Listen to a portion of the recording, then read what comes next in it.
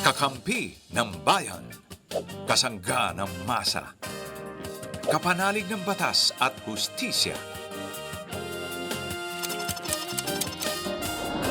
Attorney Danny Con. Abogado de Campanilla. Magandang gabi, Pilipinas. Kumusta po kayong lahat? Kahit sa ano pang bahagi kayo ng mundo naroon, kahit sa ano pang bahagi ng ating bansa, kung ada man kamuha samar, maupay nga gabi liwat iyo, kung ada kamuha kuan, Iloilo o Bacolod, mayong gabi sa inyo, tanan nga galantaw sa amon. Ay, ang galing. Welcome po sa isa na namang gabi ng makabuluhang usapan legal. Makabulatlat, isip bulatlat talaga. Bulatlat. At syempre, importante kasi na meron tayong kaalaman sa batas. Tatalakayin namin yung lahat dito ngayong gabi sa Usap Attorney Danny Con, Abogado de Campanilla. Yes. Ako po si Bibeth Orteza, ang Shy Sawera ng bayan. Uy, bago yun ha. Shy Sawera, maganda yun. At kasama ko po ngayong gabi, ang inyo po namang hinahangaang Abogada de Campanilla, Attorney PG Galang. Ay, hello. Naingit ako marunong kayo nung yan ang isa sa mga regrets ko sa buhay. Marunong ka mag-ano naririnig kita nagkakapampangan. Marunong ka, pero actually nakakaintindi ako, nakakasalita ako ng konti, pero hindi ako matatas.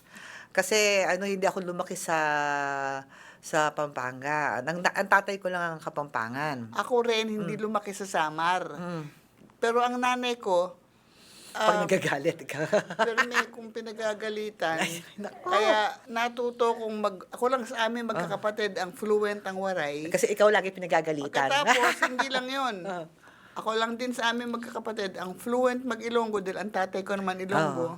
Dahil pag pinapagalitan din ako ng tatay ko in Ilonggo, sabi ni Peke Galiaga, Parang hindi nagagalit. sabi ni Peke Galiaga, nga ahaw, pirmi ka lang ginakigan sa papa mo. So, Yun na yung galit sa kanila no? pero Lambing pa rin. Pero ang nanay mo, waray. Kahit hindi galit, parang galit ang nun. Pero nagamit ko naman yun sa aking karir, kaya ako unang nakilala bilang Bibeth Bisaya. Ngayon, Attorney PG, anong mga telephone number natatawa? Ako nga pala si Attorney VG. Ang daldal kasi natin, Derek Kaya tuloy. Anyway, bilang sa mga gustong tumawag sa amin sa kanilang mga problema or mag-text, pwede naman. Pag sa Globe, it's 0954-310-0331. Tama ba ako? Tama. Tapos pag sa Smart, it's 0961-770-8807. Pwede rin sa Facebook Messenger. Kahit Bisaya, isulat nyo.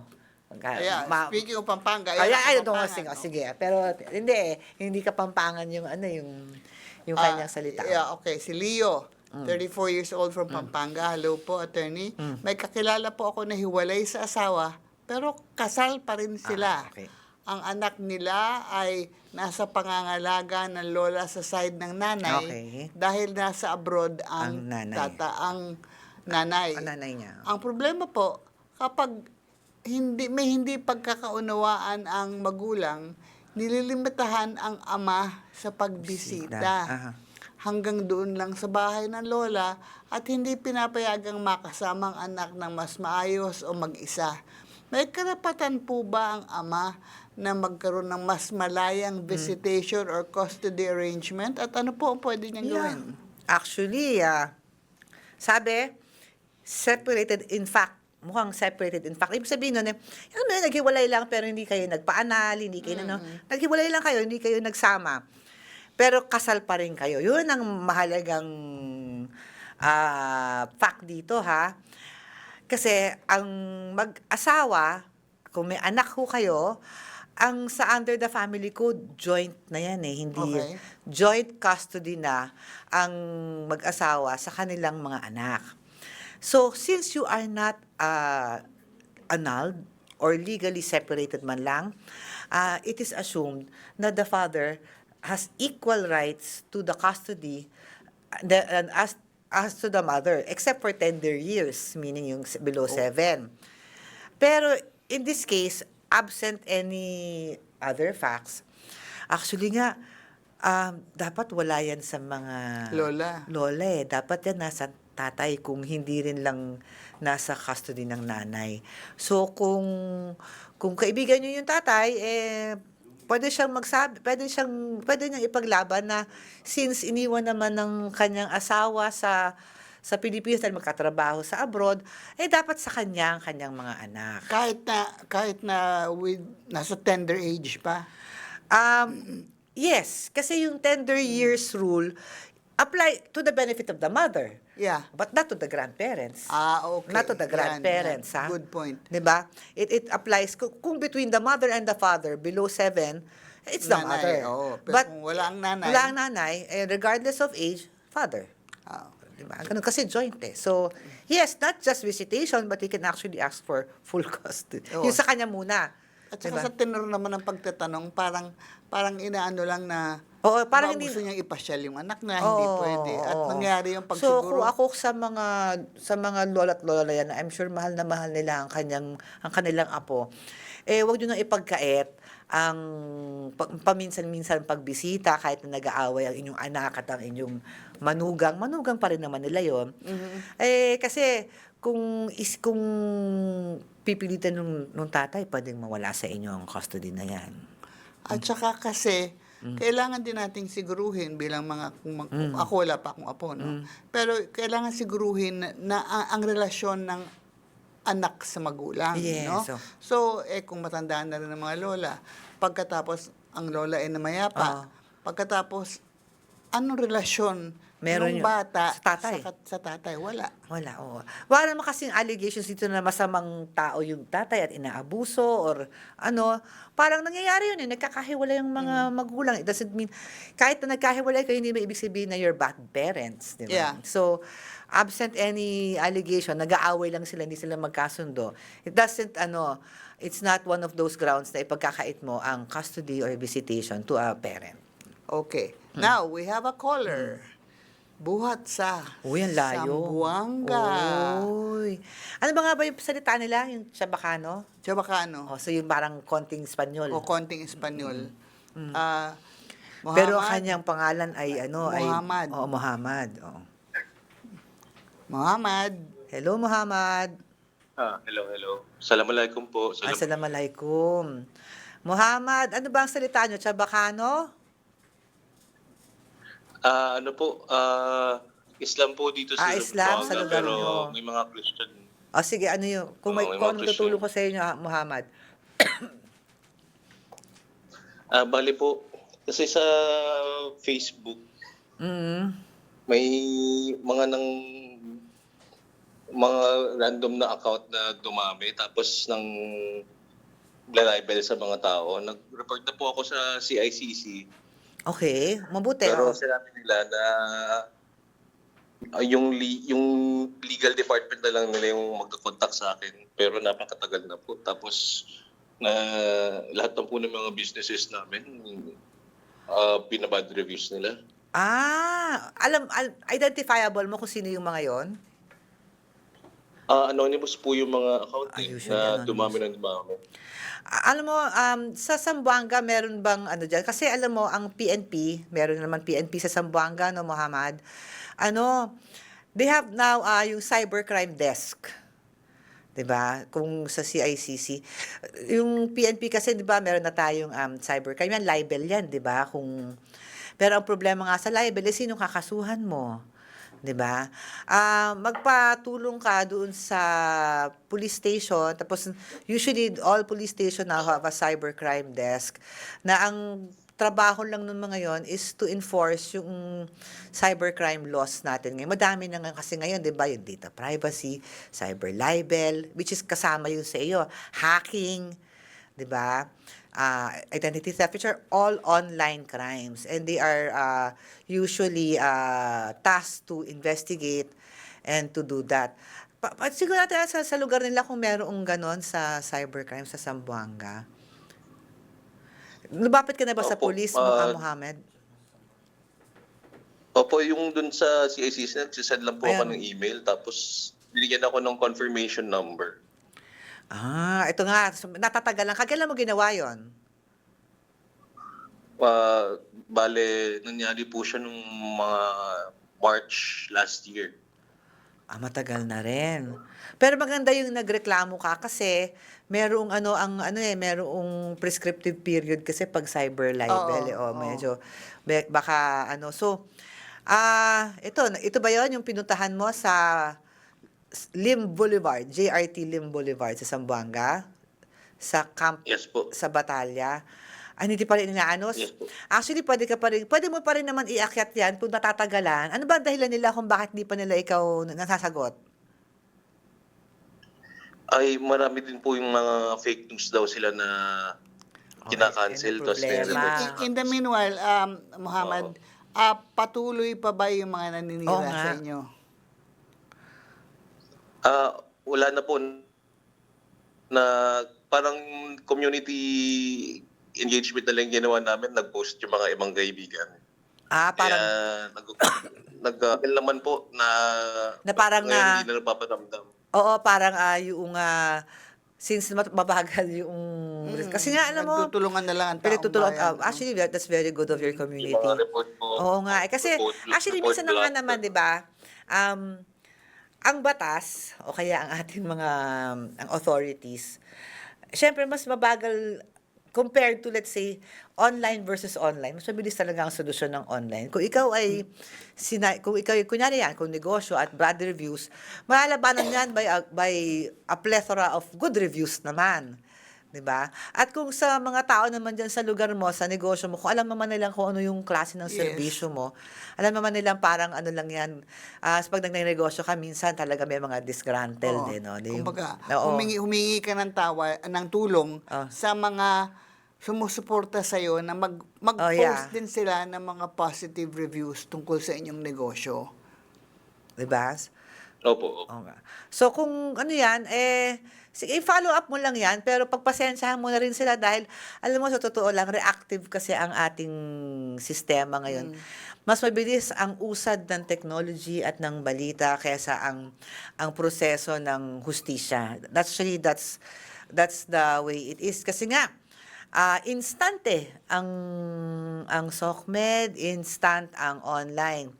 Pero wag mong bitawan yan, ha, Mohammed, kasi maganda yan na nagreklamo ka para ma-practice rin ng ating kapulisan sa mga ganyan mga At saka, bagay. Mohammed, you don't have to follow Yes this, po, but Honorary. kung ako kasi, I would consider consider issuing a challenge. Kung hindi niyo wala kayong lakas ng loob na aminin kung sino kayo pwede na rin. namumuna sa amin, sorry na lang po. Dahil ito po ang pangalan ko, itong aming negosyo, hayagan ako nakikipag-usap sa inyo.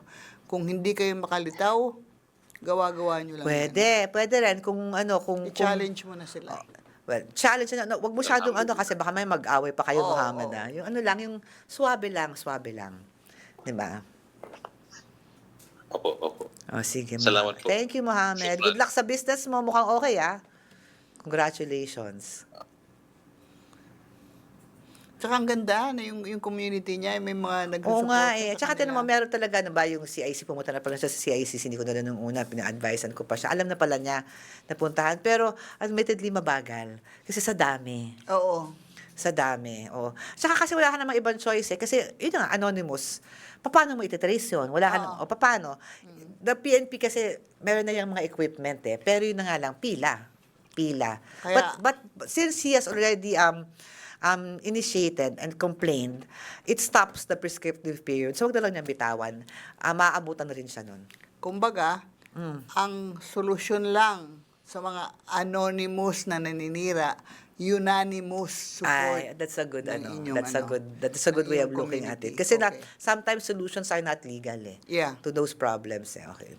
Okay, next. Meron po tayong text in question, buhat kay Jessa, 26 years old, Quezon City. Hi po, attorney, balak ko pong magsampa ng kaso laban sa ex-boyfriend ko for psychological at physical abuse. May mga ebidensya na po ako tulad ng medico legal, blatter, screenshots at posibleng witness. Ang problema po, Sinasabihan akong kailangan muna ng psychological assessment Ay, hindi. bago ma-file ang kaso. Pero matagal pa bago ako makapagpa-assess. Pwede po bang ma-file na muna ang kaso kahit wala pa itong psychological assessment? Pwede.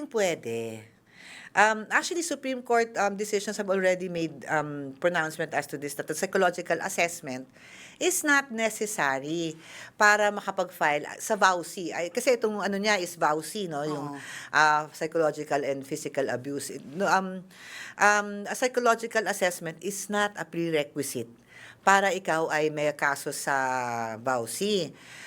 And kahit na ex-boyfriend yan, kasi sa VAUSI, kahit ex-partners are included sa mga pwedeng offenders. Testimony mo, your own testimony that you suffered mental anguish, if you have na may medical legal ka naman pala na you can prove yung harm sa'yo, yung mga injuries mo, go ahead, wag mo na lang pansinin yon. Pwede naman to follow yung kung gusto mo talaga, but it's not a requirement. Yeah, pero attorney, pakilinaw mo lang kasi may mga nag-aakala na ang VAUSI, nag-a-apply lang yung batas na yon sa mag-asawa. Hindi. Ang VAUSI applies to partners, ex-boyfriend, kahit nga mistresses. Oo. Kahit nga yung mga illegal na mga relasyon, pwede ang mag-VAUSI dyan. And even if you did not have a relationship but had a sexual or have a sexual encounter na parang tie, still covered. And actually, are offenders always men? No.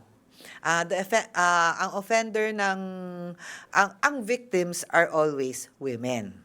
But ang pwede mo bang kasuhan ang kapwa babae sa VAUSI? Halimbawa, biyenan mo. Yes, pwede. Pwede. Buti na lang, mahal ako ng biyenan. Aha! Naku, kilala ko ang biyanan mo. Katakot na. Ayan. Sumalangit nawa.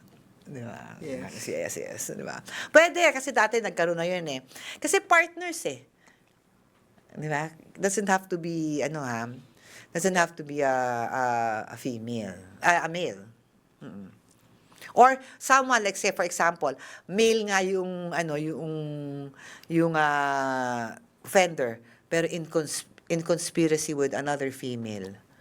At Pwede yun. Kasi lalo na yun. Paano rin kung halimbawang long-distance relationship? It does, yes, pwede pa rin yun. Pwede pa rin. Halimbawa, yan. yung Kasi partner psychological abuse 'Di ba? 'Di ba yung mga LDRs? Yeah. The psychological abuse there is immense.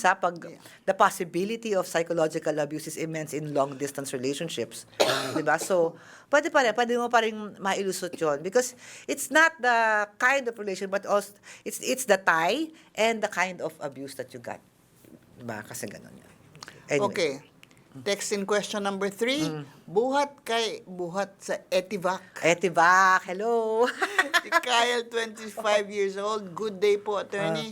Nabiktima po ako ng online scam 2 taon na ang nakakalipas at agad akong nag-file ng police report at nag-report din sa e-wallet platform na ginamit sa transaksyon.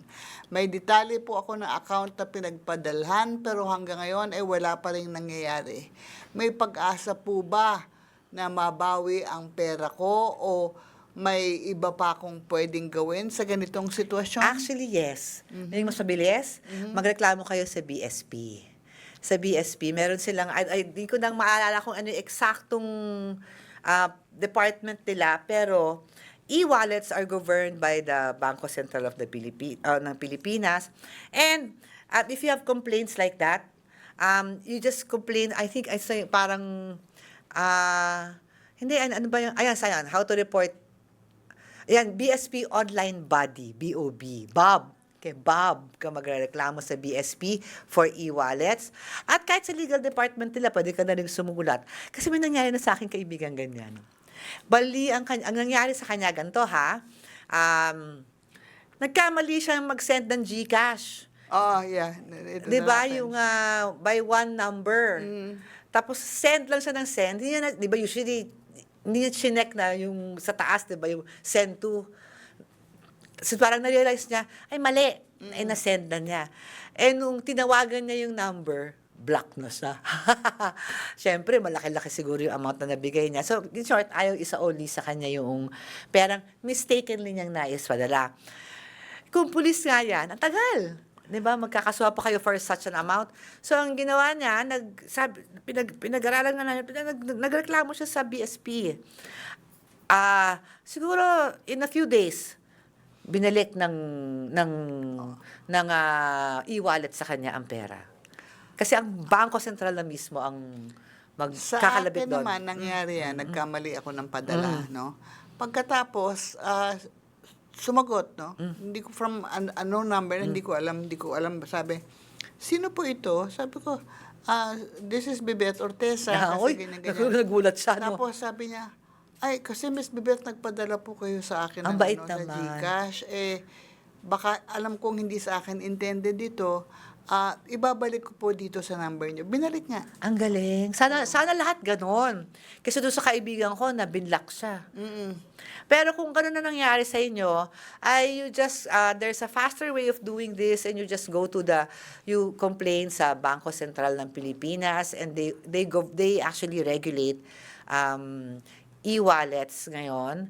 And kung sa pulis hindi sila takot, sa Bangko Sentral takot ang mga e-wallets dahil tanggal lisensya sila at hindi sila makakapag-operate kung ang Bangko Sentral ang magagalit sa kanila. In this connection, attorney, sa bahay namin, lahat may e-wallet, no? Lahat na. Kasambahay, yung anak ko, yung kapatid ko, pwera lang asawa ko. Ay, ako rin! Dahil, Oy, akala ko nag-iisa na lang ang tao sa mundo ang aking asawa na ayaw magka-e-wallet. Oh. nung nag-apply ang asawa ko, Oy, buti pa siya. nag-apply siya ng e-wallet. Pagkatapos, pinadalhan siya ng sunod-sunod na tanong, bakit ka nag-a-apply? Ito ang apelido mo. Gusto mo bang mag-a-apply ka lang ba dahil magdo-donate ka sa mga political candidates? Ganyan. Kasi nga, Strange questions na napikon yung asawa ko. Hindi niya tinuloy. Hindi niya na tinuloy. Ay, kaya rin ayaw na asawa. Hirap na hirap ako, alam mo, sa mga taong mga ayaw mag-e-wallet. Ngayon sa panahong to, paano kayo nabubuhay na wala kayong e-wallet? Totoo yan. Di ba? So, kasi kahit sa sari-sari store, tumatanggap na ng di ba? Natin masasabi nga, para lang sa may pera to, no? Kahit sa mga walang pera. Alam mo, once sa sasakyan, traffic, yung mga takatak boys, bibili akong candy. Aba, may e-wallet. Pinakita na lang niya sa akin yung QR code niya. Kahit yung nagpa-manicure, pedicure ako. Yung may mga sila. Meron. Yung tip nila. Ako, preference ko rin yan, magbayad sa e-wallet nung nag-home service sa akin.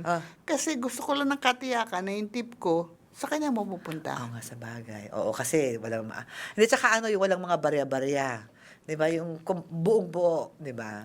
O bago tayo mabatukan ng ating Ayun direktor, na nga eh. si Angela, 26 years old sa Manila. Hi po, attorney. May concern po ako tungkol sa bahay at utilities ng kaibigan ko. Namatay na po ang may-ari ng linya ng kuryente at tubig under her father's name. Pero, matagal na. Pero ngayon ay may kamag-anak na nag-occupy ng bahay at balak daw magpa-install ng bagong linya under their name. Okay. May ongoing dispute po sa ownership ng property at hindi sila maayos kausap. Posible po ba na makapagpakabit sila ng bagong kuryente at tubig kahit may ganitong issue sa pagmamayari? Mahirapan Maaari bang magamit ang utility bill as proof of ownership? No. Madaling tanong yan. No. Kung ikaw yung mag-a-apply, mahihirapan kayo dahil pag ikaw yung nag-apply ng linya sa usually ang hinihingi ng mga cooperatives or yung mga providers is either proof of ownership or proof of at least possession, legal possession of the property na ina-applyan sa'yo. Kasi nga naman, ipapangalan nila sa'yo yan, hindi naman matatanggal yan eh. Correct. Hindi naman, kung kumbaga, yung utility na yon nakakabit yon hindi doon sa tao, doon sa property. So, kung ipapangalan niya doon, gusto nila yung kung sino yung may-ari ng property. Kasi kunyari, ito nangyari nga sa tatay mo, noong namatay yung ama, nakapangalan pa rin yun sa iyong ama.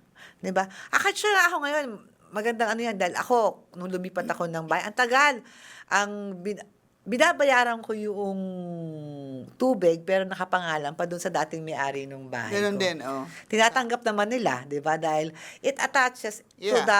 to the property, Oo. not to the person. So, Pero ako, ang ginawa ko, kasi yung address namin, dating may nangupahan dati doon bago kami lumipat. No? Amin na yung bahay at lote. Pero ang ginawa ko, dumiretso ako sa Manila Water. Humingi ako ng ito yung status, ito yung ganyan, etc., etc., proof of residence, ganyan. Nilagay nila sa aming pangalan. kasi nga, you have to have proof of possession. Yeah. Kahit paano. Paano siya magkakaroon ng proof of possession when I would suppose it's under litigation? Yes. So, mahihirapan yung tito mo. Just paying the bill is not a proof of possession kasi, or proof of ownership. It's one of the pwedeng, kumbaga, kung pinapatunayan mo, kung meron silang, kumbaga, kasi gagamitin nila yun as as kung lalo na nag-aaway kayo, pag napalipat nila, hindi, kami talaga may ito, tinan mo, binigyan kami ng utility company. Pero hindi gagawin ng utility company yun, sanay na sila sa mga ganyang away. Hindi sila mahikihalo dyan. Resolve first your differences before we issue your name. So, okay. Ayan So, na. lahat po ng mga nag-text, nag-comment, at nagpadala ng mga katanungan o mensahe sa aming Facebook page, huwag po kayong mag-alala kung hindi man nagamit ang inyong katanungan. Darating tayo dyan. Huwag nyo rin kaliligtaang panoorin ang aming palatuntunang gabi-gabi dahil matutuklasan ninyong may kahawig ang kaso ninyo at nasagot na yung, Yes. tanong ninyo. Ako po si Bibeth Ortesa, ang shy Ang ganda, sawera. no? Kailangan ng meron bayan. din akong parang ganon. Ako po si Attorney PG, ang inyong abogada de Campanilla. Bye! Hanggang sa muli, dito sa Attorney Danicon, Yes. Abogado de Campanilla.